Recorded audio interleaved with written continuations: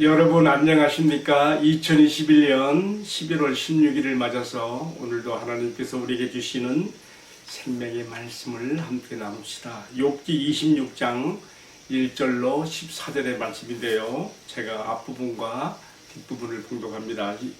욥이 대답하여 이르되 내가 힘없는 자를 참 잘 도와주는구나. 기력 없는 팔을 참 잘도 구원하여 주는구나. 지혜 없는 자를 참 잘도 가르치는구나. 큰 지식을 참 잘도 자랑하는구나. 네가 누구를 향하여 말하느냐? 누구의 정신이 내게서 나왔느냐?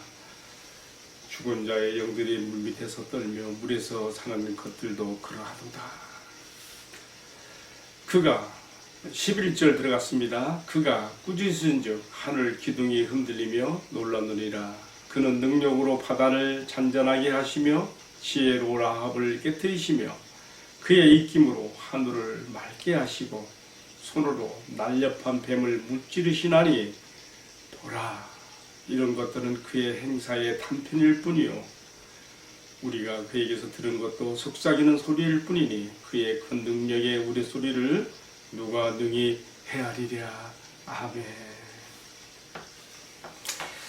풍성한 말씀을 중심으로 어제의 제목과 같은 제목으로 오늘 말씀을 나눕니다. 하나님을 아는 만큼 그를 말하고 그를 누리게 된다는 그러한 주제로 함께 말씀을 나눕니다.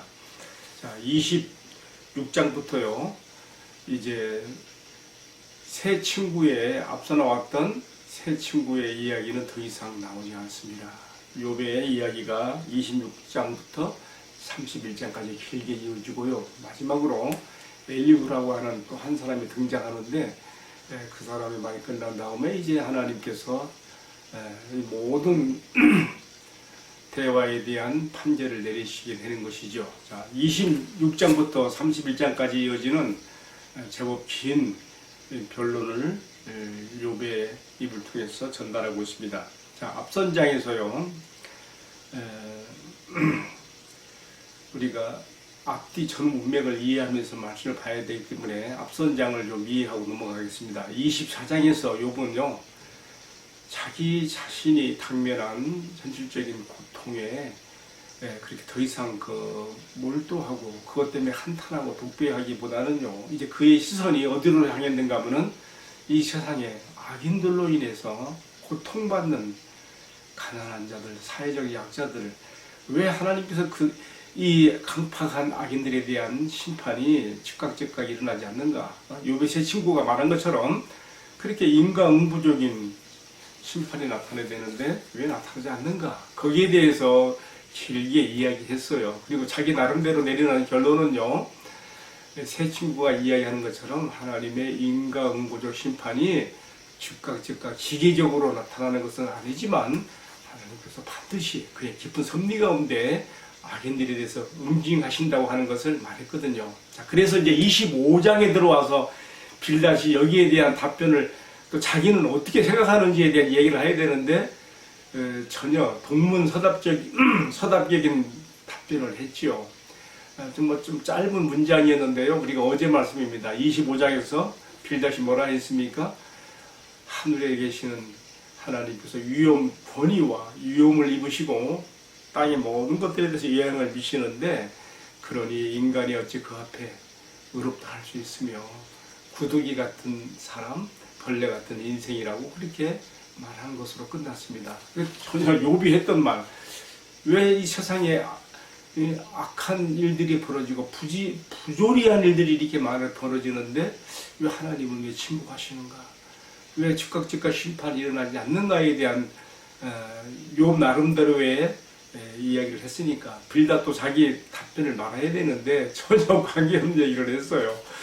자, 이에 대해서 욥이 이제 26장 오늘의 말씀에 들어왔습니다. 뭐라고 답변합니까? 1절부터 4절까지의 말씀은요, 이렇게 전혀 동문서답적인 뭔가 욥이 했던 말에 대해서 하나 무슨 답변을 주지 못하는 빌닷에 대해서 욥이 좀 나무라고 또 혹은 조소하며 풍자적인 뜻으로 길게 얘기했습니다. 한마디로 말하면 이 정도의 답변은 하나만한 얘기야. 이 정도의 이야기는 누구나 다 할 수 있어. 하나님께서 권위와 이음을 입으시고 인간 세상 모든 것들을 다 통치하신다. 인간은 아무것도 하나님 앞에서 정말 설 수 없는 아주 흉한 죄인 벌레 지나지 않는다. 그런 거 누가 모르냐 다 하는 얘기지. 욥은 빌닷의 말에 대해서 이런 소소나 또는 풍자적인 뜻을 가지고 이야기한 다음에 뭐라 합니까?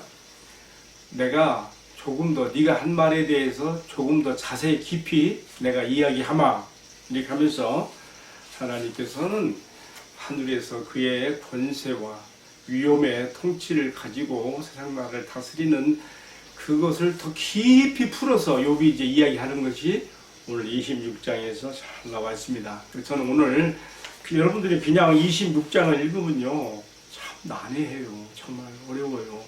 어떻게 이 말씀의 내용들이 분별되어지고 앞뒤로 문맥이 이어져야 되는가 좀 어려워요. 제가 나름대로 오늘 말씀을 그래서 풀어서 한번 뜻으로 풀어서 한번 정리를 해보았습니다. 첫 번째로는요. 자, 지금 우리가 뭘 얘기하고 있는가 하면요. 권위와 위엄을 입으신 하나님의 통치가 어떻게 나타나는가에 대해서 빌닷은 굉장히 국한적으로 얘기했어요. 그러나 욥은 이것을 상세하게 풀어서 더 큰 그러한 폭에서 하나님을 아는 지식을 드러내고 있는 것이죠. 첫 번째로는 어떻게 얘기했습니까? 26장 5절 6절에 보게 되면요. 하나님은 그의 통치의 범위와 그의 통치 능력이 죽음의 세계까지도 미친다. 인간 세상뿐만 아니라 그의 통치는 죽은 자들의 세계까지도 미친다. 이렇게 얘기하고 있습니다. 또 두 번째로는요. 그의 통치와 능력의 행하심이 북쪽 하늘에 여기 우리 성경에서는요. 그냥 북쪽의 허공을 펴시며 그랬어요. 이렇게 말하니까 상당히 애매해요. NIV 성경으로 보면 조금 더 이해가 좀 밝아져요. 북쪽 이 지구에 이 정북 그게 뭐가 있습니까? 북극성이 있지 않습니까? 북쪽의 허공을 펴시며 땅을 아무것도 없는 곳에 매다시며 그랬는데 하나님의 통치의 능력이 어떻게 임하시는가? 그는 북쪽 북극성의 그 별들을 비롯하여 이 지구 별들을 비롯한 온 우주를 조성하고 있다는 것을 이렇게 26장 7절에서 말했습니다. 근데 이게 땅을 아무것도 없는 곳에 매다시며 이 표현이요 참 재밌어요. 당시 지금 욥은 주전 2000년대 아브라함과 거의 동시대나 그 앞전 시대 인물로 보는데요. 그 당시에는 지금과 같은 과학적인 그 용어를 사용할 수가 없지요. 여러분 시계의 추가 이렇게 움직이는 것처럼 왔다 갔다 움직이는 것처럼 욥이 지금 하나님이 땅을 아무것도 없는 곳에 매달았다 그랬어요. 무슨 뜻이에요? 이 우주 공간에 어떻습니까? 이 지구가 떠 있는 거죠. 하나님께서 이 우주 만물에 인력, 중력 이런 것들을 이용하셔가지고 그렇게 떠 있게 하는 거 아니겠습니까? 인공위성을 쏘아 올리면 궤도에 진입하여서 떠 있는 것처럼 자 이런 것들이 그냥 되는 게 아니죠. 하나님의 창조의 능력이 그렇게 이 지구도 우주 공간에 떠 있게 만드는 것이죠. 하나님의 통치 능력이 이렇게 하늘로 또 온 우주 가운데 나타나는 것을 이렇게 표현하고 있습니다. 자, 세 번째로는요, 또 뭐라 했습니까? 8절에 물을 빽빽한 구름에 싸시나 그 밑에 구름이 찢어지지 아니하느니라. 제 나름대로 제가 이제 좀 풀이를 해봤는데요. 하나님은 이 세상에 적절한 비가 내리도록 강수의 우량이 적정하게 내려지도록 천기를 조종하신다고 제가 나름대로 이해를 해봅니다. 여기서 욥이 빽빽한 구름에 물을 싸신다. 그러나 그 밑에 구름이 찢어지지 않는다. 이런 표현들은요. 그 시대의 표현으로서요. 오늘 우리 시대로 말하면 고기압 또는 저기압의 골짜기들이 이렇게 있어가지고 여기에 의해서 비가 내려지는 그런 현상이 생기지 않겠습니까? 하나님께서 이처럼 이 땅에 적절한 그의 은혜의 비가 내려지도록 이렇게 천기를 주장하시는 것을 이렇게 표현했다고 보게 되는 것입니다. 그러니까 하나님의 통치의 범위와 능력이 이 세상에 비가 오고 안 오고 이런 날씨 문제까지도 다 주장하시는 것으로 이렇게 표현한 것이죠. 자, 9절에서는요, 그가 보름달을 가리시고 자기의 구름을 그 위에 펴시며 그랬어요. 참 이런 말씀들도 좀 난해할 수가 있죠. 여러분 환한 보름달이 구름에 가려지듯이 지금 그런 표현을 했는데 하나님께서 그의 자기의 구름을 그 위에 펴신다 그랬어요. 자, 거룩하신 영광스러운 하나님의 보좌가 사람들에게 함부로 보여지지 않도록 이렇게 하는 그 표현인데요. 우리가 이 말씀을 읽을 때 뭐 생각납니까? 성막에서요, 지성소에서 하나님의 임재의 표시로서 뭐가 있어요? 언약궤가 있잖아요. 그 언약궤를 함부로 보지 못하게 하려고 어떻게 생겼습니까? 대제사장이 들어가서 손에 향을 들고 올라가서 분향의 연기를 통하여 향연을 통하여 그 언약궤를 가리지 않습니까? 하나님께서 그렇게 하신다는 것을 이렇게 지금 욥이 그 표현을 이렇게 자기의 구름을 그 위에 펴시며 그랬습니다. 그의 영광스러운 보좌를 구름으로 가리시며. 자, 그다음에 10절에서는요. 수면의 경계를 그으시니 빛과 어둠이 함께 끝나는 곳이니라. 10절에서 나오는 이 말씀도 우리가 잘 이해할 필요가 있는데요. 하나님께서 땅을 덮고 있는 이 바다에 말하자면 수평선을 이렇게 있게 하셔가지고 하나님께서 이 우주가 이 지구가 이렇게 메모진 것이 아니고 동그랗게 돌아가는 욥이 이미요 그때 이렇게 이해했다는 것이 대단한 겁니다. 아까 우리가 7절에서도요 세상에 16세기까지도 사람들은 이 지구가 둥글다는 표현을 못했잖아요. 근데 욥은 이미요 하나님께서 땅을 아무것도 없는 곳에서 매달았다. 이 지구를 하나님께서 이렇게 천공 가운데 매달은 지구의 모습을 말하시는가 하면은 또 오늘 이 방금 읽은 10절에서도 이렇게 수평선을 통해 수평선 너머에 또 이렇게 지구가 둥글기 때문에 수평선 너머에 바로 흑암과 낯이 서로 맞물려지는 바로 그것을 얘기하고 있거든요. 우리가 여기서 태평양 건너 지금 미국 제가 지금 이 말씀 전하는 이 시간에 우리는 지금 오전이지만 미국은 이미 밤 시간이 되었어요. 낮과 밤이 이렇게 서로 맞닿아지는 바다 건너 그런 이야기가 지금 이렇게 지금 표현이 되고 있는 것이죠. 하나님의 통치에 그 영향이 미쳐지는 것이 이렇게 얼마나 광대한 것인지 이렇게 표현하는 것이죠. 제가 젊은 시절에 처음 배를 타고 태평양 바다를 지나서 파나마 운하를 지나가야 되는데요. 일본의 요코하마를 출발해가지고 한 10일쯤 지나니까 제가 지금 생각할 때는 미국 LA 쪽에 그 서부 해안 산맥이 보이더라고요. 숲에서만 바라보고 가다가 한 10며칠 만에 육지의 그 산맥을 바라보니까 우리 하나님께서 지으신 세상이 이렇게 크고 강대하구나.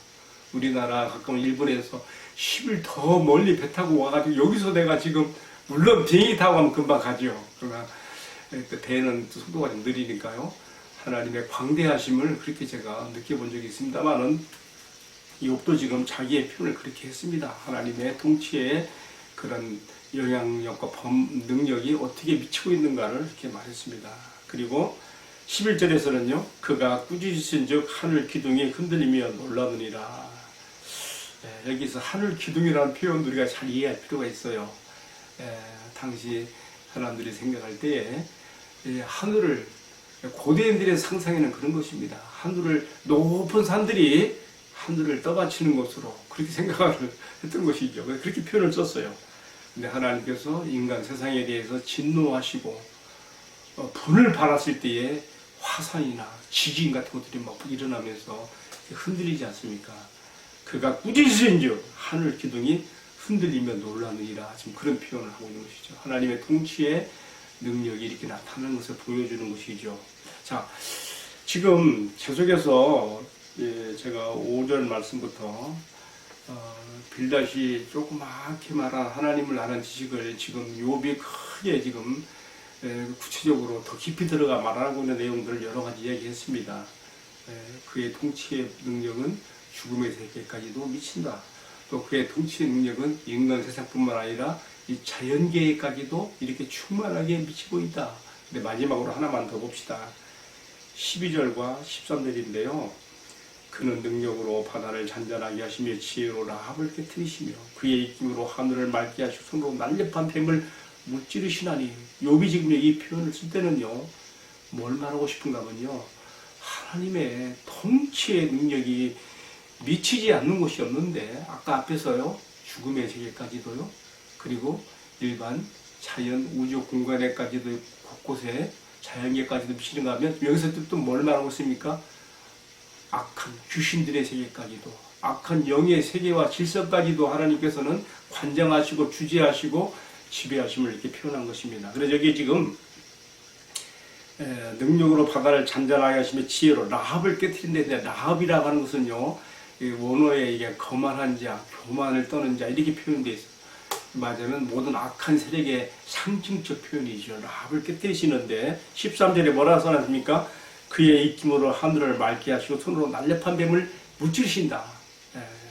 이런 표현도 우리가 잘 이해할 필요가 있습니다. 욥이요, 지금 이 표현을 쓰고 있는데 제가 이 주석가들의 좀 견해를 봤어요. 참 구약 주석을 잘하고 있는 델리치라고 하는 주석가가 어떻게 썼는가 하면, 욥이 그 당시에 고대 근동지방에 우리갓에 나오는 신화에 나오는 이야기를 인용해서, 왜냐면 하나님의 통치 능력을 잘 설명하기 위해서 당시 사람들이 알고 있는 그런 신화적인 이야기도 빌려다가 이용해서 쓰고 있는 것이죠. 이 뱀이요, 이게 보면 날렵한 뱀을 무찌른다 했는데요, 그 신화에 보면요, 용이요, 우가리 신화를 제가 말하는 겁니다.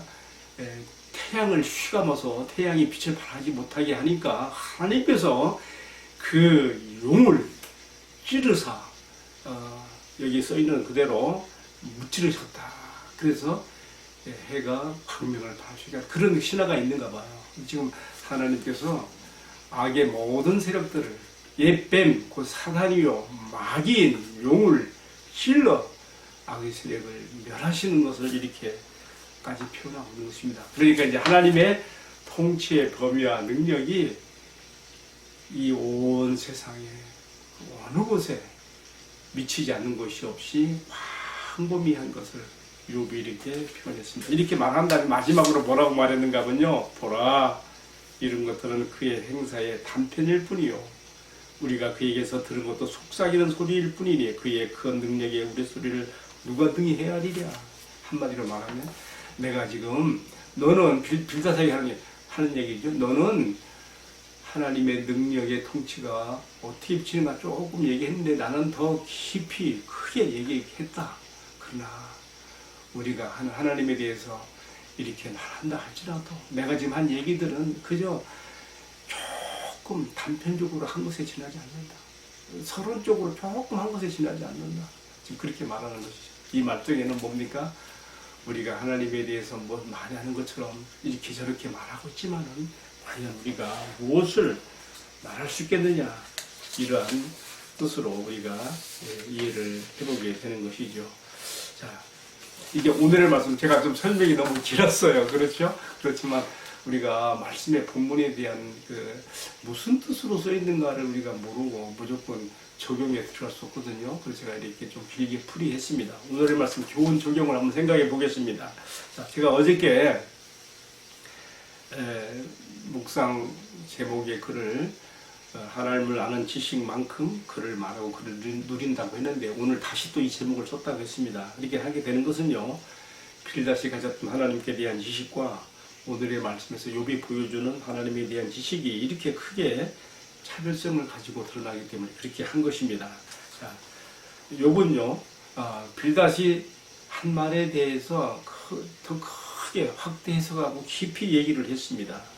다시 한번 정리한다면요, 하나님의 권위와 위엄을 입으신 하나님의 통치는 하늘과 땅과 바다와 죽음의 세계와 귀신들의 세계까지 총망라해서 나타난다고 말했는데요.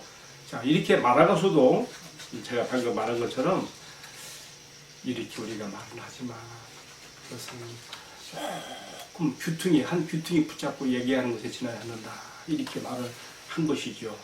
자, 이렇게 욥이 이렇게 말한 것은요, 하물며 우리가 과연 인간 세상과 자연계에 나타난 또 영적 질서와 세계에 나타난 하나님의 통치 능력, 그 본질을 우리가 이해하는데 얼마나 우리는 부족한가, 우리는 얼마나 미천한 지식을 가지고 있는가 생각을 해보게 되는 것이죠. 자, 여러분, 제가 신학교 시절에 참 존경하는 은사님들을 존경하는 얘기를 들은 게 있습니다. 그분들은 이렇게 얘기해요. 많이 공부할수록 더 모르겠다. 제가 이런 얘기를 몇 번 들었어요. 존경하는 이 교수님한테도 들었고 총장님에게도 들었고, 많이 공부할수록 더 모르겠다. 그러면서 뭐라는가 하면요, 그러니 잘 몰라도 하나님의 신실하심을 믿고 의지하며 덮어놓고라도 하나님을 잘 믿고 섬기는 게 제일 좋은 신앙이다, 그렇게 얘기하더라고요. 여러분, 우리가 알면 얼마나 알겠습니까? 성경은 하나님의 숨겨진 계시를 조금이나마 풀어 전달하는 기록된 말씀으로서의 계시들인데요, 성경을 원어로 풀이해가면서 파헤치는 이들도 이렇게 얘기한다면 우리가 아는 하나님을 아는 지식이라는 것은 얼마나 위천한 것인지 다시 한번 생각지 않을 수가 없습니다. 저는 그래서요, 이제 오늘의 말씀 마치면서 제가 이렇게 적용을 했습니다. 어저께 제가 유튜브 영상에 글을 올렸는데, 영상 말씀 올렸는데 어떤 분이 댓글을 달았기에 제가 거기에 대한 답글을 썼거든요.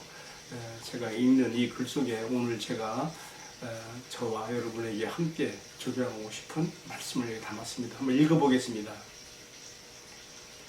우리가 하나님을 아는 지식이 크면 얼마나 크겠습니까? 그것은 마치 바닷가에서 자그마한 조개 껍질을 가지고 바닷물을 퍼내겠다고 하는 것과 같은 이치지요. 중요한 것은 내가 하나님을 아는 지식의 많고 적음과 깊이의 문제보다 더 중요한 것은 하나님의 자녀로서 하나님께 대하여 갖는 영적 본능의 친밀감이 우리가 권위와 위엄에 선 하나님을 두려워하지 않고 그 은혜의 보좌 앞으로 나가게 할 수 있는 것이 큰 은혜입니다. 여러분, 그렇지 않습니까? 어린아이가 엄마에게 대해서 가지는 친밀감, 엄마를 잘 모르지만 본능적으로 엄마에게 딱 달라붙어 있는, 엄마의 품을 파고드는 엄마에 대한 그 친밀감이 엄마의 모든 것을 누리게 하고 있는 것처럼 우리가 하나님의 자녀로서 하나님께 향한 무한 신뢰와 친밀감을 가지고 주님의 품에 안기고 살아가는 것이야말로 정말 행복하고 복된 신앙인 것을 이 시간 다시 한번 확인하면서 이 말씀을 나눴습니다. 기도하겠습니다.